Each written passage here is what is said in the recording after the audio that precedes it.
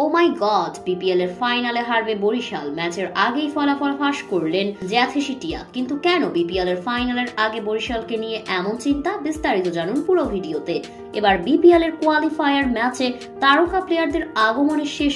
উল্লেখ্য যে এলিমিনেটর ম্যাচে ডাক ঢোল পিটিয়ে বিদেশি বড় বড় 3 তারকা প্লেয়ারকে এনেছিল রংপুর, ফলে কিছুই হলো না। উল্টো এবার বিপিএল এর দ্বিতীয় সর্বনিম্ন স্কোরে দাগ লাগিয়ে দিল তারা। তবে কি এবার বরিশালের ক্ষেত্রেও হতে যাচ্ছে একই ঘটনা? দারুণ ছন্দে থাকা দলটাতে এত তারকা প্লেয়ার থাকতেও কেন জিমি নিশামকে আনতে হবে?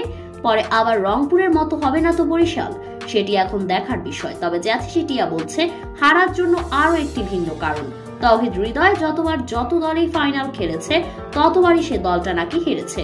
তবে কথাটা কাল্পনিক হলেও ভক্তদের মনে এমন প্রশ্নটা থেকেই যাচ্ছে, কারণ হৃদয় যখন এর আগে কুমিল্লা, বরিশাল ও সিলেটের হয়ে ফাইনাল খেলেছিল সেই ম্যাচগুলো হেরেছিল। তাই তো ভক্তদের এমন মনের কথাগুলো বারবার মনে করিয়ে দিচ্ছে পুরনো স্মৃতিগুলো।